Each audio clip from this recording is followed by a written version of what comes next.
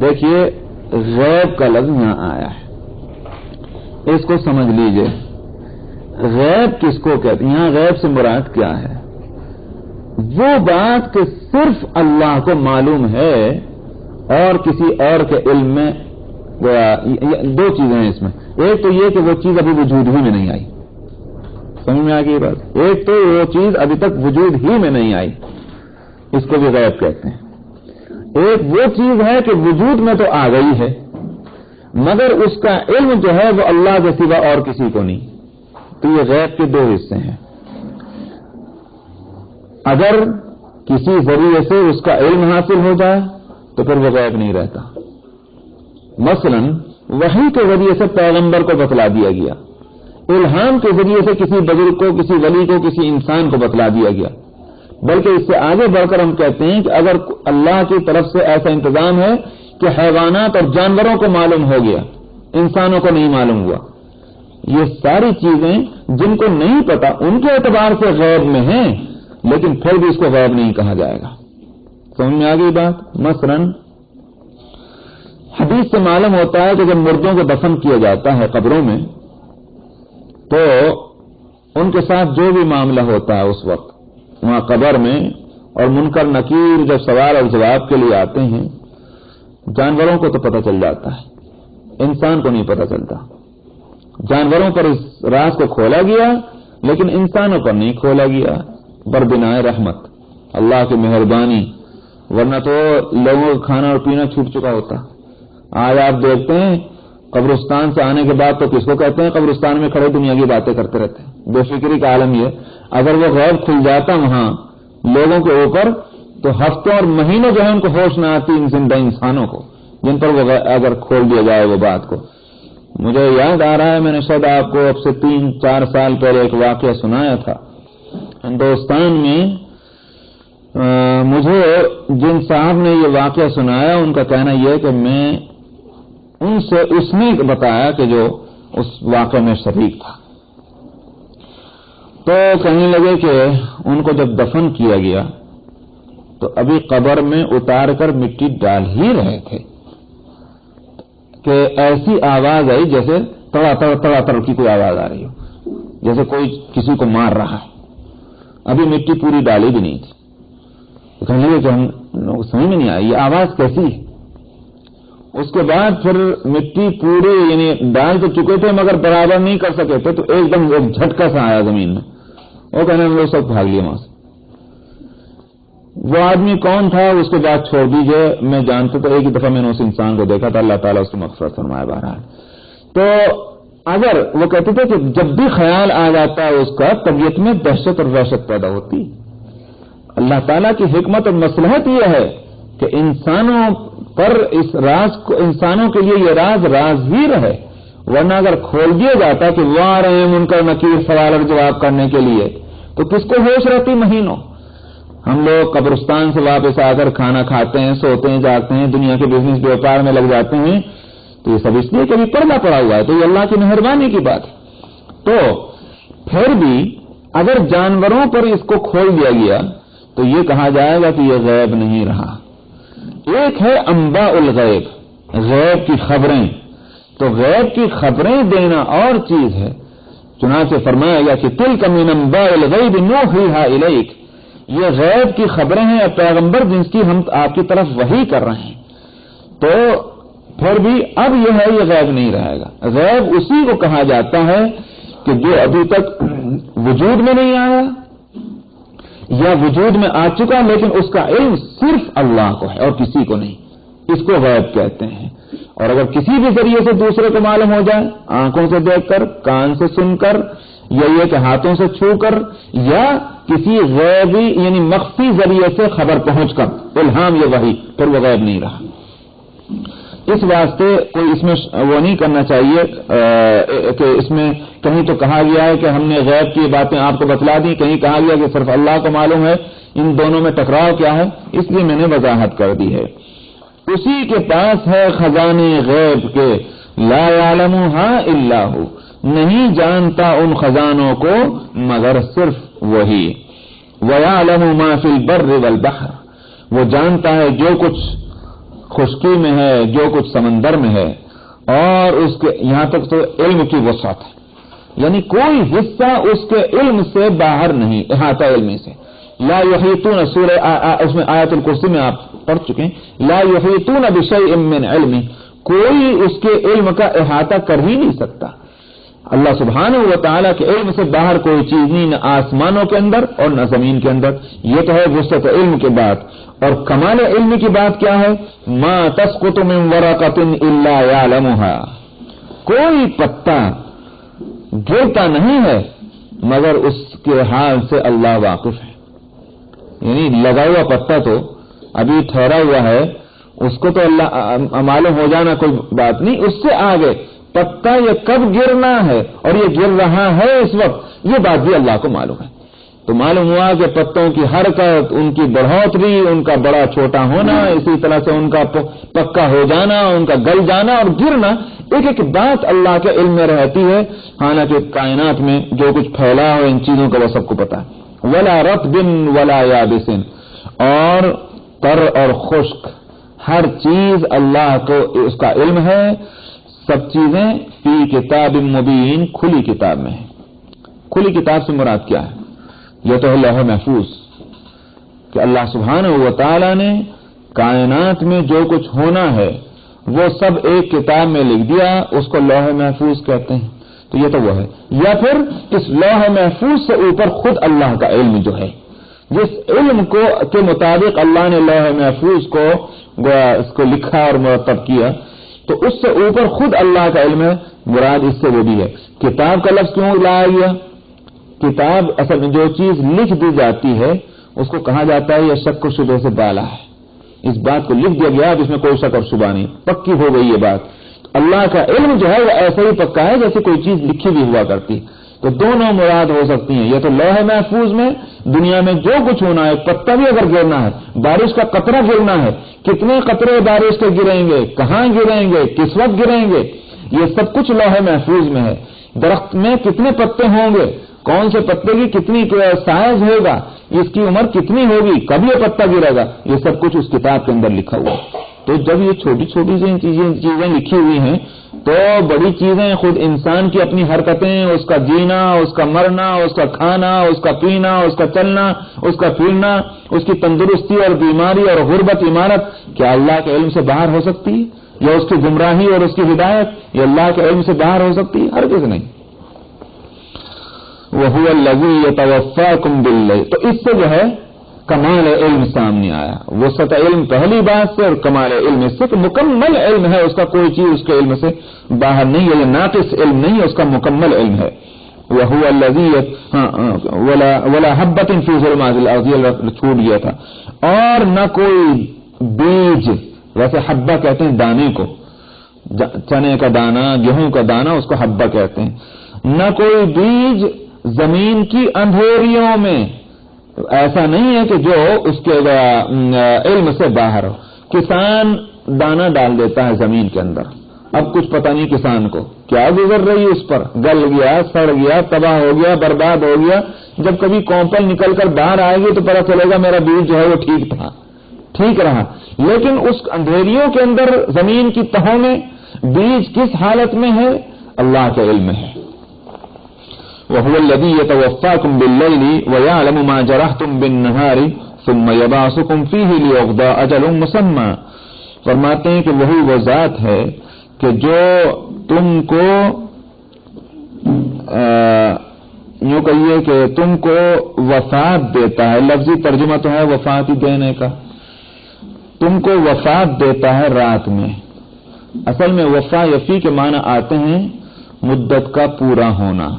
سمجھ میں آیا؟ تمہارا ٹائم پورا کرتا ہے رات میں، اور جانتا ہے وہ جو کچھ تم دن میں کرتے ہو. کیا مطلب ہوا؟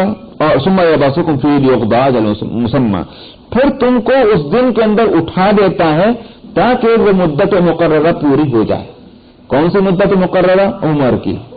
اس سے معلوم ہوا کہ ہر انسان جو رات کو سوتا ہے وہ زندگی اور موت کے درمیان کے مرحلے میں آ جاتا ہے. آپ دیکھتے ہیں کہ مردہ انسان جو ہے اس کو بھی کچھ پتہ نہیں کیا گزر رہی ہے. اسی طرح مرنے والے کو بھی کچھ پتہ نہیں کہ لوگ کیا کر رہے ہیں، کہاں جا رہے ہیں، ہنس رہے ہیں، رو رہے ہیں، جاگ رہے ہیں، سو رہے ہیں، کیا کچھ پتہ نہیں. اس سونے والے انسان کے جیسے بعض حواس معطل ہو جاتے ہیں، مرنے والے انسان کے اس سے زیادہ حواس معطل ہو جاتے ہیں اور بیکار ہو جاتے ہیں. تو یہاں روح ایک درجے میں موجود رہتی ہے، سانس چل رہا ہے مگر آنکھیں کام نہیں کر رہی، کان کام نہیں کر رہا ہے، ناک کام نہیں کر رہی ہے. یہ حواس اس کے اس طرح کام نہیں کرتے جس طرح جاگتے ہوئے کام کرتے ہیں. تو ایک درجے میں اس کی وفات ہو جاتی. پھر جب دن نکلتا ہے تو پھر اس کو اٹھا دیتے ہیں، دوبارہ اس کو زندگی مل جاتی. اسی بات سے حدیث میں نیند کو موت کا بھائی یا بہن کہا گیا کہ روزانہ ایک تجربہ ہوتا ہے انسان کے اوپر موت کا، اور یہ تجربہ اس لیے کرایا جاتا ہے تاکہ یہ خود انسان مستقل جو موت آئے گی اس سے غافل نہ رہے. اسی طرح سے یہ سمجھنا آسان ہو جائے کہ جب ہر انسان 24 گھنٹے میں ایک دفعہ موت کا تجربہ کرتا ہے اور یہ اللہ کے لیے کوئی مشکل نہیں، تو اللہ کے لیے یہ کیسے مشکل ہوگا کہ ایک وقت آئے گا کہ ساری دنیا کے انسان بے دم جو ہے وہ سب سو جائیں گے، ان پر قیامت برپا ہو جائے گی. یہ کون سی مشکل ہے؟ جب سو کر جگا دینا، وہ موت کے ایک مرحلے سے گزار کر اٹھا دینا ہر دن اس کے لیے آسان ہے، تو سب کے لیے کون سے مشکل ہوگا کہ اس کو ہمیشہ کے لیے سلا دے. ثم الیہ مرجعکم، اس آیت کو دو وجہ سے لائے. ایک تو یہ خود انسان ذرا ہوشیار رہے، اور دوسری بات یہ کہ اللہ تعالیٰ نے پیدا کیا تو پیدا کرنے کے بعد فارغ نہیں ہو گیا، بلکہ جتنے مرحلے، جتنی تبدیلیاں زندگی کے اندر آتی ہیں، وہ ساری تبدیلیاں اللہ سبحانہ و تعالیٰ کے اختیار سے ہو رہی ہیں، اس کے اختیار سے باہر نہیں. ثم الیہ مرجعکم، پھر اسی کی طرف تمہارا لوٹنا ہوگا. ثم ینبئکم بما کنتم تعملون، پھر وہ تم کو بتلا دے گا جو کچھ دنیا میں کیا کرتے تھے. وَهُوَ الْقَاهِرُ فَوْقَ عِبَادِهِ وَيُرْسِلُ عَلَيْكُمْ حَفَظَةً، وہی طاقت اور قوت والا ہے، وہی قبضہ رکھنے والا ہے اپنے بندوں کے اوپر، یعنی اس کے قبضے سے باہر نہیں. قہر کے معنی آتے ہیں اقتدار، قبضہ، تسلط، حکومت، یہ ساری چیزیں قہر کے اندر آتی ہیں. تو وہی قبضہ رکھنے والا ہے اپنے بندوں پر. وَيُرْسِلُ عَلَيْكُمْ حَفَظَةً، اور وہی بھیجتا ہے تمہارے اوپر نگہبان. نگہبان کون سے؟ فرشتے. فرشتے جو ہیں ان کے سپرد کئی کام ہوتے ہیں. ایک تو اعمال کی حفاظت کرنا، حفاظت کا مطلب ریکارڈ بنانا. اسی طرح سے خود اس عمل والے کی حفاظت کرنا، اس کے لیے بھی فرشتے رکھے گئے ہیں. ہر انسان کی حفاظت کے لیے اللہ تعالیٰ نے فرشتے رکھے ہیں. روایت کے اندر جو آتا ہے، ایک روایت میں تو 70 فرشتے ہر انسان کے لیے، اور ایک روایت میں تلاش کرنے سے معلوم ہوا کہ 150 فرشتے اللہ نے رکھے ہیں ہر انسان کے لیے، جو گرد چاروں طرف اس کے رہتے ہیں اور اس کی حفاظت کرتے ہیں. وَيُرْسِلُ عَلَيْكُمْ حَفَظًا، وہی بھیجتا ہے تمہارے اوپر نگہبان. تو اعمال کو بھی واچ کرنے والے، حفاظت کرنے والے، اور خود اس عمل والے کی حفاظت کرنے والے. لیکن ہوتا کیا ہے؟ ہوتا یہ ہے کہ جب موت آتی ہے، حتی اذا جاء احدکم الموت، جب تم میں سے کسی کی موت آتی ہے، توفتہ رسلنا، ہمارے جو ایلچی ہیں، ہمارے جو بھیجے ہوئے کارندے ہیں، وہ اس کی زندگی کو پورا کر دیتے ہیں، یعنی اس کی جان نکال لیتے ہیں. وَهُمْ لَا يُفَرِّطُونَ، اور اس میں وہ ذرہ برابر کمی نہیں کرتے. یہ نہیں ہو سکتا کہ وہ رحم کر کے چھوڑ دیں، ارے بھائی کہیں کہ بیچارے غریب آدمی کو ستایا، چلو کچھ دن اور جی لینے دو. نہیں، وَهُمْ لَا يُفَرِّطُونَ، ذرہ برابر اس میں کمی نہیں کرتے. جس کا جو منٹ اور سیکنڈ مقرر ہے اس میں اس کی جان نکال لیتے ہیں. تو یہ فرشتے جب تک اس انسان کی زندگی کا وقت باقی تھا تب تک تو اس کی زندگی بچانے کے کام پہ لگے ہوئے تھے اور اس کے اعمال کا ریکارڈ تیار کر رہے تھے. اور جب اس کی زندگی کا وقت ختم ہو گیا تو یہی فرشتے جو ہیں وہ اس کے اس دنیا سے رخصت کے لیے سارے انتظامات شروع کر دیتے ہیں. جیسا کہ حدیث سے معلوم ہوتا ہے کہ یہ فرشتے کیا کرتے ہیں، گویا اس سے اندازہ یہ ہوتا ہے کہ ایک ڈپارٹمنٹ ہے، ملک الموت اس کے جو ہیں وہ افسر اعلیٰ ہیں. تو یہ سارے فرشتے جو حفاظت پر مقرر ہیں، یہ دراصل یہ انہی کے ماتحت کام کرتے ہیں. جب تک انسان زندہ ہے، اس کی زندگی ابھی باقی ہے، اس انسان کی حفاظت کرتے ہیں. اور جب اس کا وقت قریب آنے لگتا ہے مرنے کا، تو پھر اس کے جسم سے روح کو نکالنے کے لیے وہ تیاریاں شروع کر دیتے ہیں تاکہ روح اس کے بدن سے نکلے. وہ ساری تیاریاں جب مکمل ہو جاتی ہیں اور وہ وقت پہنچتا ہے کہ جس وقت اس کی جان نکالنی ہے بدن سے، آخری مرحلہ جو ہوتا ہے جس کو وہ کہتے ہیں کہ ناک کا بانسا ہل جانا، اس وقت وہ فرشتے ملک الموت آ کر کے اور وہ سیکنڈ بھر کے اندر اس کے اندر سے جان نکال لیتے ہیں. تو یہی فرشتے جو اس انسان کی حفاظت کر رہے تھے جب تک زندگی تھی، دوسری آخر وقت میں یہی اس کے بدن سے جان کے نکلنے کے سارے انتظامات پر لگ جاتے ہیں. تو جس کو حفاظت پر مقرر کیا جاتا ہے اسی کو ہلاکت کا ذریعہ بھی بنایا جاتا ہے اللہ کی طرف سے. یہ بتلانا ہے اس آیت میں. اس لیے یہ خود سے فرشتے کچھ نہیں کرتے، ان کو معبود بنا لینا، ان کی پوجا کرنے کا کوئی سوال پیدا نہیں ہوتا. اس لیے یہ نہیں سمجھنا چاہیے کہ فرشتے جو ہیں وہ ہمارے لیے مہربان ہیں، وہی رحمت لانے والے ہیں، وہی مہربانی کرنے والے ہیں. اصل حکم اللہ کا ہے. ایک جس وقت وہ حکم دیتا ہے فرشتوں کو حفاظت کرو، حفاظت کرتے ہیں. جب حکم ملتا ہے کہ نہیں ابھی اس کی موت کا وقت آ چکا، جان نکالو، وہ جان نکال لیتے ہیں. ثم ردوا الى الله مولاهم الحق، پھر وہ واپس کر دیے جاتے ہیں اللہ کی طرف، لوٹا دیے جاتے ہیں. وہیں سے آئے تھے وہیں لے جایا جاتا ہے. جو ان کے آقا ہیں برحق، اللہ ہی سب کے آقا ہیں، اسی کی طرف ان کو لوٹا دیا جاتا. الا لہ الحکم، یاد رکھو اسی کا حکم اور اسی کی حکومت ہے. وہی اسرع الحاسبین، اور وہ بہت جلدی حساب لینے والا ہے. یعنی یہ نہ خیال کیا جائے کہ بھئی قیامت میں ملینز آف پیپل ہوں گے، سمجھ میں آیا کتنے لوگ ہوں گے، میں کہاں سے حساب ہوگا بھائی، اتنی جلدی کیسے نمٹے گا، سال لگ جائیں گے. فرمایا اللہ کا حساب لینے میں ذرا دیر نہیں لگے گی، بہت جلدی حساب سب کا نمٹ جائے گا. حساب لیں گے اور بہت جلدی نمٹے گا اور سب کا حساب مکمل ہوگا. تو آج تو اس کو مسئلہ سمجھنا بہت ہی آسان ہے اس کمپیوٹر کے دور میں. قل من ينجيكم من ظلمات البر والبحر تدعونه تضرعا وخفيا، آپ فرما دیجئے کہ اس مسئلے کو یوں سمجھو، اللہ کی یکتائی کو اور اللہ کی قدرت کو اگر سمجھنا ہے تو خود تم اپنے سے سوال کر کے یوں سمجھو، کون تم کو بچاتا ہے خشکی اور سمندر کی اندھیریوں میں. اندھیریاں جو ہیں کسی بھی طرح کی ہوں، خشکی میں بھی اندھیریاں ہوتی ہیں، رات کی اندھیری، بادلوں کی اندھیری، اسی طرح سے سمندر کے اندر موجوں کی اندھیری یا وہاں بھی رات کی اندھیری، ہر طرح کی اندھیریاں، کون تم کو اس سے نجات دیتا ہے. تدعونہ تضرعا وخفیا، تم اس کو پکارتے ہو گڑ گڑا کر، اگر زبان سے بھی نہیں پکارتے دل میں تو پکارتے ہی، مائیں سوچتے ہو اب اس مصیبت سے نجات دینے والا صرف اللہ ہے، اے اللہ تو نجات دے. اور وہاں دل میں یوں دعا بھی مانگتے ہو لئن انجانا من هذه لنکونن من الشاکرین، اگر اس نے ہمیں اس مصیبت سے نجات دے دی تو ہم تو شکر گزار بندے بنے رہیں گے، ہم آئندہ کبھی بھی ناشکری نہیں کریں گے، بس اسی کا شکر کرتے رہیں گے.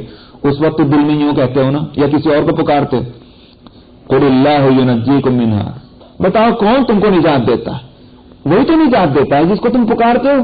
سارے معبود جو ہیں وہ ذہنوں سے نکل جاتے ہیں، صرف ایک معبود حقیقی رہ جاتا ہے. تو کون تم کو نجات دیتا ہے؟ چھوڑو ان کو یہ کیا جواب دیں گے، آپ خود ہی جواب دے لیجئے کہ کہیے آپ کہ اللہ ہی تم کو نجات دیتا ہے اس مصیبت سے، ومن کل کرب، اور اسی مصیبت سے، کیا ہر مصیبت سے وہی نجات دیتا ہے، کل کرب، ہر مصیبت اور آفت سے وہی نجات دیتا ہے. ثم انتم تشرکون، لیکن پھر بھی تم اس کے ساتھ شرک کرتے ہو. نجات جب مل جاتی تو پھر آ کر شرک اور کفر میں لگ جاتے. قل هو القادر على ان يبعث عليكم عذابا من فوقكم او من تحت ارجلكم او يلبسكم شيعا ويذيق بعضكم بأس بعض. آپ کہہ دیجئے وہی ذات قادر ہے اس بات پر کہ بھیج دے تمہارے اوپر عذاب تمہارے سروں کے اوپر سے یا تمہارے پیروں کے نیچے سے، یا تم کے ٹکڑے ٹکڑے بنا دے، تمہاری پارٹیاں بنا دے.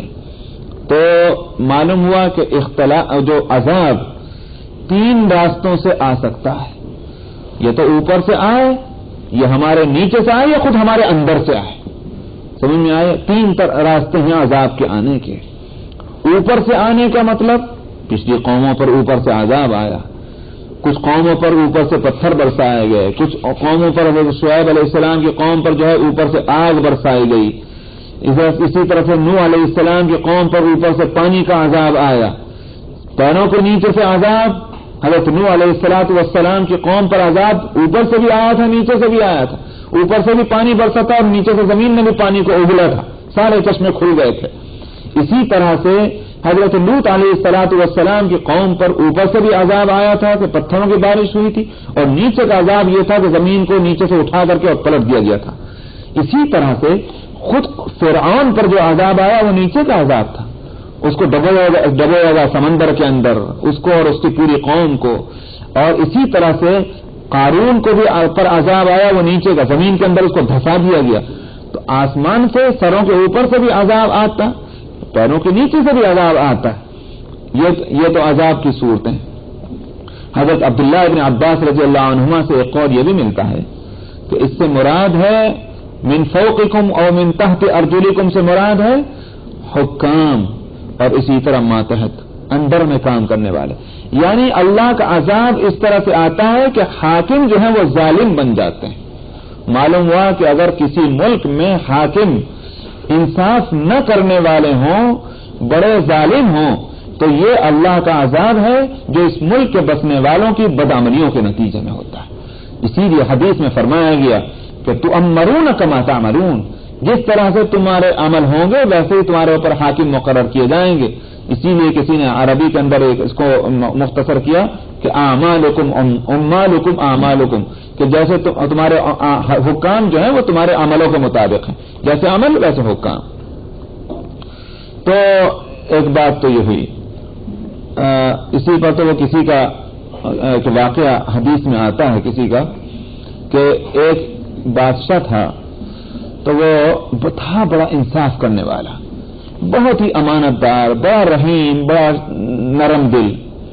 تو جیسے ہی اس نے اقتدار سنبھالا اور اس نے انصاف اور عدل کا فیصلہ کیا اور جس حد تک اس سے ہو سکتا تھا اس کو نافذ کیا، اور جس کا جو حق تھا وہ اس نے دلایا۔ تو ایک روز وہ کہیں جا رہا تھا تو راستے میں ایک باغیچہ باغ گارڈن آیا، تو آرام کرنے کے لیے وہ اس باغ میں پہنچ گیا اور تاکہ سائے میں آرام کر لے۔ اس باغ میں گھسا تو دیکھا کہ انار کا درخت، اور انار بڑے بڑے لگ رہے ہیں، ایسے بڑے بڑے انار تو کہیں دیکھے ہی نہیں، یہ تو بہت زبردست انار ہے۔ تو جب مالک باغ کا آیا تو اس نے دیکھا کہ ایک اجنبی آدمی ہے، اور یہ بھی معلوم ہوا کہ یہ تو بادشاہ ہی ہے۔ تو فوراً اس نے ایک انار توڑا، انار توڑ کر بادشاہ کے سامنے اس کو نچوڑا تو جناب پورا ایک لوٹا کا لوٹا اس میں بھر گیا، بڑا زبردست گلاس۔ بادشاہ نے اس کو پیا تو نہایت لذیذ اور میٹھا، اور اتنا کہ طبیعت سیر ہو گئی اور اس سے زیادہ کی گنجائش نہیں رہی۔ بھئی اول تو اتنا بڑا انار، پھر اس میں اتنا رس، پھر اتنا میٹھا اور شیریں اور اتنا لذیذ، یہ تو انار ایسا تو میں نے کہیں دیکھا ہی نہیں۔ پینے کے بعد خیر اس نے اس کا شکریہ ادا کیا بادشاہ نے، اور وہاں سے اٹھ کر چلا گیا۔ اب چلا گیا تو دوبارہ کچھ دن کے بعد پھر ادھر سے گزر ہوا تو دیکھا اس نے بھائی اس باغ میں پھر چلیں۔ اب جا کے دیکھا تو انار جو لگے ہوئے ہیں وہ چھوٹے چھوٹے ہیں، تو خیر وہاں ٹھہر گئے، تعجب ہوا۔ اس کے بعد اس نے پھر خاطر کی، اور جو اب نے نچوڑا تو وہ نہ تو اتنا رس نکلا نہ اتنا لذیذ۔ بادشاہ نے پوچھا کہ کیا ہوا؟ کہنے لگا حضور آپ کی نیتی کا تو اثر ہے، جب آپ یہاں سے جب تک آپ نہیں آئے تھے یہاں تو آپ تھے بڑے انصاف کرنے والے، اس کا اثر یہ تھا کہ میرے مال میں خیر اور برکت تھی۔ جب آپ یہاں سے گئے تو آپ نے یہ ارادہ کر لیا ہوگا کہ یہ باغ جو ہے، یہ باغ کسی طرح سے میرے پاس آ جانا چاہیے، آپ نے شاید یہ ارادہ کیا ہوگا، آپ کی نیت میں فطور آیا، اس کا اثر ہے۔ بادشاہ نے کہا کہ بالکل ٹھیک کہہ رہے، یہی میرے دل میں آئی تھی بات کہ یہ باغ تو بہت ہی اچھا ہے، کسی طرح سے میرے پاس آ جانا چاہیے۔ انہوں نے کہا کہ بس آپ کے دل میں جو فطور آیا ہے اس کا اثر ہے۔ تو حقیقت یہ ہے کہ اعمال انسان کے جو ہیں، یا تو بادشاہ کے انصاف کا اثر بھی پڑتا ہے لوگوں پر، اور اسی طرح سے لوگوں کے اعمال خیر کا اثر یہ پڑتا ہے کہ اللہ سبحانہ و تعالی انصاف کرنے والے حکام مقرر کرتے ہیں۔ تو من فوقکم کے معنی تو یہ ہوں گے کہ حکام اور عمراء اور بادشاہ جو ہوں گے وہ ظالم مقرر کر دیے جائیں گے، یہ تو اوپر کا عذاب ہے۔ اور نیچے کا عذاب کیا ہے؟ اندر میں کام کرنے والے سب بے ایمان، ایک بھی ایمانداری سے کام نہیں کر رہا، وہ افسر کیا کرے، وہ سپروائزر کیا کرے، ادھر سے نظر بچائے ادھر بے ایمانی شروع ہو جاتی۔ تو یہ بھی عذاب ہے، یہ نیچے کا عذاب ہے۔ تو حضرت عبداللہ ابن عباس رضی اللہ عنہما کے قول کے مطابق من فوقکم کا عذاب جو ہے وہ حکام کا ظالم ہونا ہے، اور من تحت ارجلکم اس سے مراد ہے ماتحتوں کا، انڈر میں کام کرنے والوں کا عذاب، یعنی وہ بے ایمان اور بددیانت ہیں، کام چور ہیں۔ تو یہ تو ہوئی دو قسم، اور اسی واسطے عذابن کا لفظ لائے ہیں۔ عذابن جو ہے، جو عربی گرامر جانتے ہیں ان کو پتا ہے، عذابن نکرہ ہے، یعنی ایک پرٹیکولر عذاب نہیں ہے، خاص قسم کا عذاب نہیں، بلکہ ہر طرح کا عذاب۔ چونکہ عذابن نکرہ لائے ہیں اس واسطے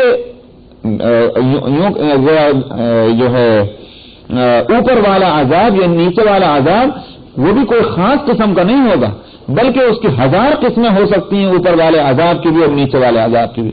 اس لیے اگر عبداللہ ابن عباس نے وہ تفسیر کی وہ بھی اس میں شامل ہو سکتی ہے، کوئی ٹکراؤ نہیں۔ تو دو قسم تو یہ ہوئے، او یلبسکم شیعا، یا تمہارے ٹکڑے ٹکڑے کر دیے جائیں۔ شیعیت کہتے ہیں کسی خاص مقصد کے لیے کچھ لوگوں کا ایک بات پر متفق ہو جانا، ایک جگہ جمع ہو جانا۔ اسی واسطے شیعہ کو شیعہ اسی لیے کہتے ہیں کہ وہ انہوں نے اپنا ایک نظریہ بنایا، حضرت علی رضی اللہ عنہ کو اپنا مرکز، اپنے اس نظریے کے لیے مرکزی شخصیت بنایا، اور دوسرے اہل سنت والجماعت سے الگ چونکہ انہوں نے اپنی ایک جماعت بنا لی، اسی لیے ان کو شیعہ کہا گیا۔ تو او یلبسکم شیعا، یا تمہارے پارٹیاں اور جماعتیں بنا دی جائیں گی، گروہ در گروہ، وَيُذِيقَ بَعْضَكُمْ بَأْسَ بَعْضٍ، نتیجہ اس کا کیا ہوگا؟ ایک دوسرے سے ٹکرائیں گے اور اس ٹکرانے کا مزہ چکھیں گے، اختلاف کا، تو یہ عذاب ہوگا۔ اسی واسطے حدیث میں آتا ہے کہ غالباً عبداللہ ابن مسعود رضی اللہ عنہ اس کی روایت کرنے والے ہیں، یا حضرت دوسرے راوی ہیں، وہ کہتے ہیں کہ ہم نبی کریم صلی اللہ علیہ وسلم کے ساتھ کہیں جا رہے تھے اور مسجد بنی معاویہ راستے میں آئی تو آپ اندر تشریف لے گئے، آپ نے 2 رکعت وہاں نماز پڑھی اور اس کے بعد آپ نے دعا مانگی۔ دعا مانگ کر آپ باہر تشریف لائے تو آپ نے فرمایا کہ میں نے 3 باتوں کی دعا مانگی تھی اللہ تعالیٰ سے، 2 باتیں تو قبول ہو گئیں لیکن تیسری بات کی دعا سے مجھے روک دیا گیا۔ 2 باتیں تو یہ تھیں کہ اے اللہ ان کے اوپر ایک تو قحط کا عذاب اور ایسا عذاب نہ بھیجیے کہ جس سے یہ بے دم سب کے سب تباہ برباد ہو جائیں، اس طرح کا عذاب ان پر نہ بھیجا جائے۔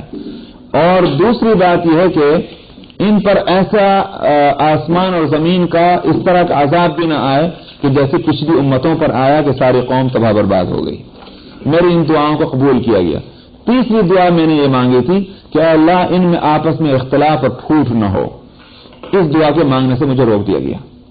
معلوم ہوا کہ یہ پہلی 2 قسمیں ہیں، اوپر کا عذاب اور نیچے کا عذاب، جو آسمانی عذاب اور زمینی عذاب، اس سے اس امت کو، پوری امت کو تو تباہ نہیں کیا جائے گا بیک دم، اس سے تو محفوظ رہے گی۔ میرے لفظوں کو یاد رکھیے، پوری امت کو بیک دم ان 2 قسموں کے عذاب سے تو تباہ نہیں کیا جائے گا، لیکن تیسرا عذاب پوری امت میں کبھی بھی آ سکتا ہے اور آتا رہتا ہے، اس سے محفوظ نہیں۔ معلوم ہوا کہ وہ بھی عذاب ہے اللہ سبحانہ و تعالیٰ کا کہ اختلاف ہونا آپس میں۔ اس اختلاف کے نتیجے میں ہوتا کیا ہے؟ طاقت باقی نہیں رہتی۔ اس اختلاف کے نتیجے میں زندگی میں کوئی مٹھاس اور کوئی لطف باقی نہیں رہتا۔ زندگی جو ہے وہ بے کیف اور تکلیف دہ بن جاتی ہے، سارے سامان راحت موجود لیکن اپنے بھائیوں سے ٹکراؤ، دوستوں سے اختلاف، نفاق، حسد اور بغض معاشرے میں جو پایا جاتا ہے، ساری چیزوں کی لذتیں ہی ختم ہو جاتی ہیں، نہ سونے میں وہ لذت، نہ جاگنے میں وہ لطف، نہ کھانے میں وہ مزہ، نہ پہننے میں وہ کیفیت، ساری چیزوں سے انسان محروم ہو جاتا ہے، اس لیے کہ ہر وقت ذہنوں پر وہ جو پھوٹ اور اختلاف ہے وہ مسلط ہے، اور حالانکہ جو خود اس مصیبت میں گرفتار ہے وہ بھی ذریعہ ہے اس مصیبت کا۔ ہر انسان سوچتا تو دوسرے کے بارے میں ہے، مگر حقیقت یہ ہے کہ وہ خود بھی ذریعہ بنتا ہے اس پھوٹ اور اختلاف کا۔ تو یہ تو عذاب ہے، ورنہ اگر عذاب نہ ہوتا تو آدمی جیسے بیمار ہوتا ہے تو بیماریوں کا کوئی نہ کوئی علاج تو ہے، وہ علاج جا کر لیتا ہے، بیماری چلی جاتی، مگر جس بیماری کا علاج ہی معلوم نہ ہو اس کا علاج کہاں سے کرے؟ مصیبت تو یہ ہے کہ جو انسان یہ سوچ رہا ہے کہ یہ مصیبت ہے وہ خود مصیبت کھڑا کرنے والا ہے، تو علاج کہاں ہو اس کا؟ یہی ہے اللہ کا عذاب ہونا۔ اللہ کا عذاب آ جاتا ہے، میں تو سوچتا ہوں آپ لوگ اختلاف کر رہے ہیں اور آپ سوچتے ہیں کہ نہیں عبداللہ سلیم اختلاف کر رہا ہے، علاج پھر کہاں سے ہو؟ نہ میں اپنا علاج کر سکتا ہوں نہ آپ اپنا علاج کر سکتے ہیں، اس لیے یہ اللہ کا عذاب ہے۔ تو اس سے طاقت بھی ختم ہو جاتی ہے اور اس سے زندگی کا وہ کیف ختم ہو جاتا ہے۔ تو فرمایا کہ اور چکھائے گا تم میں سے بعض کو بعض کا خطرہ، ہر ایک کو دوسرے سے ڈر لگا رہے گا، پتہ نہیں کیا نقصان کس وقت پہنچا دے۔ انظر کیف نصرف الآیات لعلہم یفقہون، ذرا دیکھیے تو ہم کس طرح سے پھیر پھیر کر آیتوں کو بیان کرتے ہیں تاکہ یہ سمجھ جائیں۔ وَكَذَّبَ بِهِ قَوْمُكَ وَهُوَ الْحَقُّ، اور جھٹلایا ہے اس بات کو تیری قوم نے حالانکہ وہ حق ہے۔ اس بات کو کہیے یہ اللہ سبحانہ و تعالیٰ کو، جھٹلایا ہے اللہ کو تیری قوم نے حالانکہ وہ حق ہے۔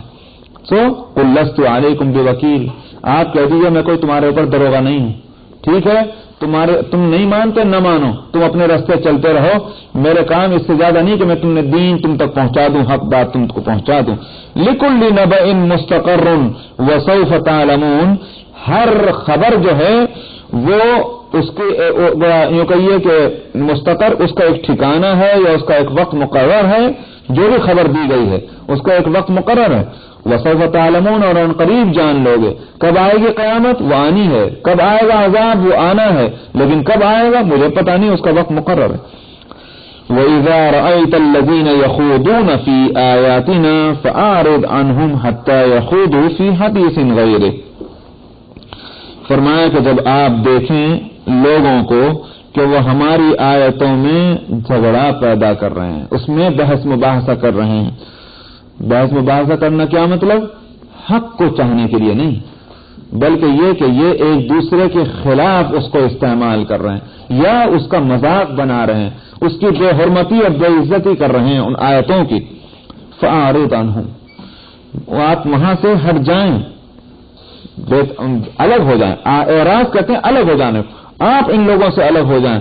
حَتَّى يَخُوضُوا فِي حَدِيثٍ غَيْرِهِ، یہاں تک کہ یہ اس بات کو چھوڑ کر کسی اور بات میں لگ جائیں۔ تو معلوم ہوا کہ اگر کہیں ایسی باتیں ہو رہی ہیں کہ جس سے دین کا وقار متاثر ہوتا ہو، دین کی عزت پامال ہوتی ہے، دیکھا ہوگا اب تو غیر مسلموں کا کیا مسلمان بھی ایسی باتیں کرتے ہیں، سمجھ میں آیا؟ قرآن اور حدیث کے واضح مسئلوں میں اس طرح کی گفتگو کریں گے کہ معلوم ہوتا ہے کہ فیشن بنا لیا ہے کہ قرآن پر اعتراض ہو جانا چاہیے، حدیث پر اعتراض ہو جانا چاہیے، ایسے انداز میں گفتگو کرتے ہیں۔ اور دوسرے لوگ یوں سوچ کر بھائی بد اخلاقی ہوگی اٹھ کر چلا جانا، غلط ہے۔ اس سے بڑی بد اخلاقی یہ کہ وہاں بیٹھے ہوئے اور قرآن اور حدیث کی توہین ہو رہی ہے، دین کے مسائل کا مذاق ہو رہا ہے، تو یہ تو بڑی بد اخلاقی کی بات ہے کہ ہم اس میں شریک ہوں، اٹھ جاؤ وہاں سے۔ اور یہیں سے مفسرین نے بال اتفاق یہ مسئلہ نکالا کہ یہ تو اس صورت میں ہے جبکہ پہلے سے معلوم نہیں تھا کہ یہ لوگ اس مزاج کے ہیں، لیکن اگر معلوم ہو کہ یہ لوگ اس ٹائپ کے ہیں کہ بیٹھتے ہیں اور قرآن اور حدیث کے خلاف باتیں کرتے ہیں یا اس کا مذاق اڑاتے ہیں، ان لوگوں کے پاس ہی بیٹھنا نہیں چاہیے۔ فَلَا تَقْعُدْ بَعْدَ الذِّكْرَىٰ مَعَ الْقَوْمِ الظَّالِمِينَ، کہ ایسی بات کھل جانے کے بعد تو ظالم قوم کے پاس بیٹھنا ہی نہیں چاہیے۔ یہ مسلمانوں کے بارے میں کہیں جو آپس میں بیٹھ کے بات کرتے ہیں، مسلمان ہو چاہے غیر مسلمان ہو، یعنی مسلمان کو کسی بھی ایسے آدمی کے پاس نہیں بیٹھنا چاہیے جو قرآن اور حدیث کے اس وقار کے خلاف باتیں کرتے ہیں۔ ہاں تو کیا کرنا پہلے ضروری ہے؟ پہلے ضروری ہے کہ نصیحت کر دی جائے، نصیحت کر کے وہاں سے اٹھ کر چلے جائیں۔ مانتا ہے تو ٹھیک، نہیں مانتا کہ بہت اچھا، ہم اس سے آگے نہیں بیٹھ سکتے۔ تو یہ ہم لوگ جو ہیں جس کو خوش اخلاقی سمجھتے ہیں کہ اگر ہم اٹھ کے چلے جائیں گے تو صاحب یہ جو ہیں یہ ہم کو بد اخلاق سمجھیں گے، یہ نہیں۔ ہاں اگر یہ ہے کہ اس وقت تک ہم بیٹھے ہیں کہ بات موقع ہم دیکھ رہے ہیں کہ فوراً اس کو نصیحت کریں گے اور ہمیں امید ہے کہ نصیحت کا اس پر اثر پڑے گا، تو تھوڑی دیر صبر کیجیے۔ اور اگر آپ سمجھتے ہیں کہ نہیں اس کا راستہ بدلنے والا نہیں ہے، بہت سرکش ہے، تو فوراً اس کو بات کہیے کہ یہ تو اس بات کو آپ ختم کر دیجیے، اور نہیں تو ہم اٹھ کر جا رہے ہیں، اس سے کہیں اچھا ہے۔ وَإِمَّا يُنْسِيَنَّكَ الشَّيْطَانُ فَلَا تَقْعُدْ بَعْدَ الذِّكْرَىٰ مَعَ الْقَوْمِ الظَّالِمِينَ، فرمایا کہ اگر تمہیں بھلا دے شیطان، کیا بھلا دے؟ کہ یہ ممانعت تھی، یہ بھلا دے جو بات کی جا رہی ہے وہ خلاف شریعت اور خلاف قرآن اور حدیث ہے. اگر یہ بات نہیں معلوم تھی، بھول گئے تھے یا پہلے سے علم میں نہیں تھا، تو جیسے ہی یاد آ جائے، یہ جیسے ہی معلوم ہو جائے، بعد ذکر میں دونوں چیزیں آ جائیں گی، تو اس کے بعد مت بیٹھو ان قوم ظالمین کے ساتھ، اس ظالم قوم کے ساتھ مت بیٹھو. مثلا چند لوگ بیٹھے ہوئے، ایک مسلمان جو وہاں شریک ہے وہ سن تو رہا ہے لیکن یہ معلوم نہیں ہے کہ یہ مسئلہ غلط ہے، یہ قرآن شریف کا مذاق ہو گیا، اس سے یہ حدیث کا مذاق ہو گیا، اس کو پتہ نہیں چل سکا. کسی نے کہا کہ یہ غلط بات ہو رہی، پتہ ہے تم کو؟ کہ اچھا مجھے پتہ نہیں. اٹھ جانا چاہیے فوراً اس وقت. یا مثلا اس کا ممنوع ہونا معلوم نہیں تھا، ذہن سے نکل چکا تھا، اب اس صورت میں یاد آیا کہ اللہ تعالیٰ نے منع کیا ہوا، دیکھو میں بیٹھا رہ گیا، میرا ذہن ادھر متوجہ نہیں ہوا، جیسے ہی یاد آئے فوراً اٹھ جانا چاہیے وہاں سے. وما أرى الذين يتقون من حسابهم من شيء ولكن ذكرى لعلهم يتقون. آگے یہ سوچنا ارے بھائی یہ گمراہی میں رہ جائیں گے اور اللہ میاں کیا ان کی پکڑ ہوگی، ہماری ذمہ داری ہے ان کو ٹھیک کرنا. فرمایا کہ متقی لوگوں پر ان کا کوئی حساب نہیں ہے ذرہ برابر. یہ گمراہ ہیں، رہنے دو، نصیحت کرو، نصیحت کر کے اٹھ کے چلے جاؤ. اب اگر نصیحت تم یہ سوچو کہ نصیحت تو کر دی مگر رہنا ان کے ساتھ ہے، نہیں، کوئی ذمہ داری نہیں ہے متقیوں کے اوپر ان کے حساب کی ذرہ بھی. ولیکن ذکر سوائے نصیحت کے. ہاں نصیحت ضرور کرنی چاہیے، شاید سے یہ بچ جائیں، لیکن یہ کہ زبردستی ان کو لانا یا ان کو کسی بھی طرح سے تیار کر کے لے آنا، یہ کوئی حساب ان سے نہیں لیا جائے گا کہ تمہارے ہوتے ہوئے تمہارے دوست احباب تمہارے رشتہ دار برے کیوں تھے. ہاں نصیحت کرو، نصیحت کی ذمہ داری بے شک ہے، ہو سکتا ہے کہ نصیحت کارگر ہو. نصیحت کر لینے کے بعد پھر بھی راستے پر نہیں آتے، اب تمہاری کوئی ذمہ داری نہیں، ذمہ داری ختم ہو چکی. بس ٹائم ہو گیا. آخر دعوانا الحمد.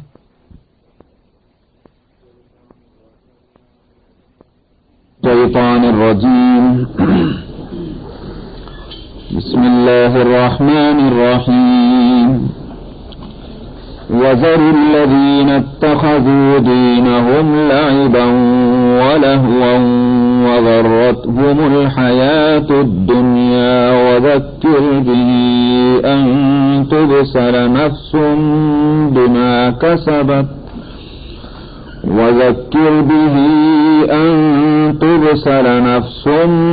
بِمَا كَسَبَتْ لَيْسَ لَهَا مِن دُونِ اللَّهِ وَلِيٌّ وَلَا شَفِيعٌ وَإِن تَعْدِلْ كُلَّ عَدْلٍ لَّا يُؤْخَذْ مِنْهَا أُولَئِكَ الَّذِينَ أُبْسِلُوا بِمَا كَسَبُوا لَهُمْ شَرَابٌ مِّنْ حَمِيمٍ وَعَذَابٌ أَلِيمٌ بِمَا كَانُوا يَكْفُرُونَ. قُلْ أَنَدْعُو مِن دُونِ اللَّهِ مَا لَا يَنفَعُنَا وَلَا يَضُرُّنَا وَنُرَدُّ عَلَى أَعْقَابِنَا بَعْدَ إِذْ هَدَانَا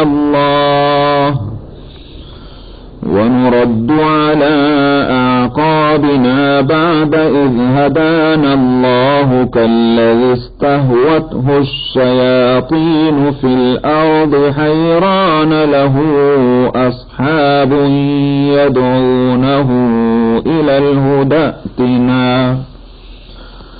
قل إن هدى الله هو الهدى وَأُمِرْنَا لِنُسْلِمَ لِرَبِّ الْعَالَمِينَ وَأَنْ أَقِيمُوا الصَّلَاةَ وَاتَّقُوهُ وَهُوَ الَّذِي إِلَيْهِ تُحْشَرُونَ.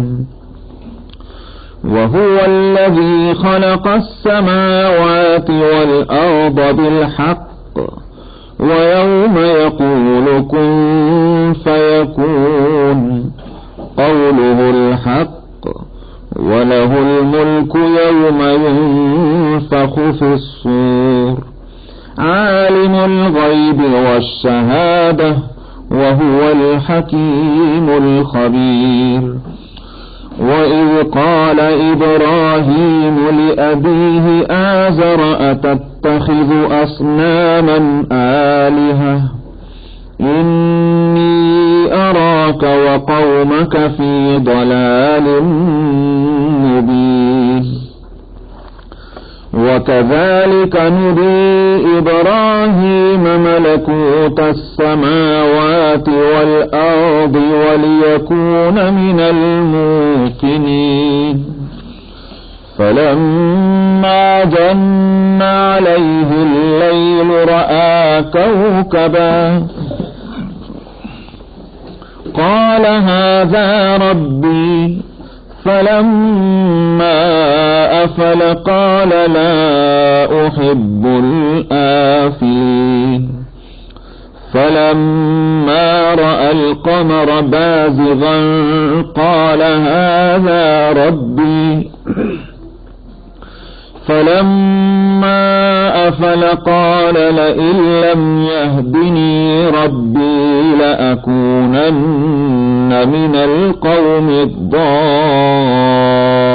الضالين فلما رأى الشمس بازغة قال هذا ربي هذا أكبر فلما أفلت قال يا قوم إني بريء مما تشركون إني وجهت وجهي للذي فطر السماوات والأرض حنيفا وما أنا من المشركين وحاجه قومه قال أتحاجوني في الله وقد هدان ولا أخاف ما تشركون به إلا أن يشاء ربي شيئا وسع ربي كل شيء علما أفلا تتذكرون وكيف أخاف ما أشركتم ولا تخافون أنكم أشركتم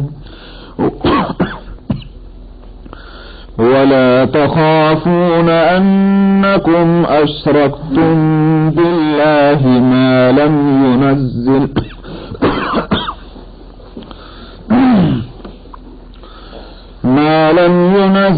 به عليكم سلطانا فأي الفريقين أحق بالأمن إن كنتم تعلمون الذين آمنوا ولم يلبسوا إيمانهم بظلم أولئك لهم الأمن وهم مهتدون وتلك حجتنا آتيناها إبراهيم على قومه نرفع درجات من نشاء إن ربك حكيم عليم ووهبنا له إسحاق ويعقوب كلا هدينا ونوحا هدينا من قبل ومن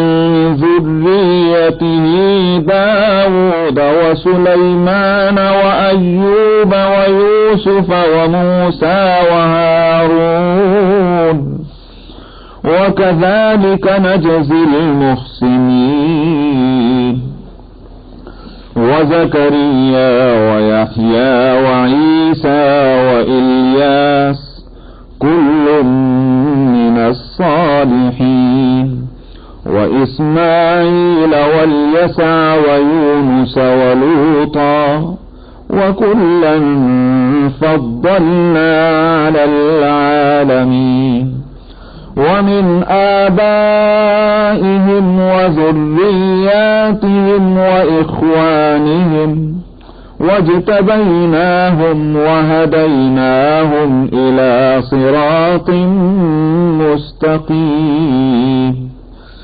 ذلك هدى الله يهدي به من يشاء من عباده ولو أشركوا لحبط عنهم ما كانوا يعملون أولئك الذين آتيناهم الكتاب والحكم والنبوة فإن يكفر بها هؤلاء فقد وكلنا بها قوما ليسوا بها بكافرين أولئك الذين هدى الله فبهداه مقتدي قل لا أسألكم عليه أجرا إن هو إلا ذكرى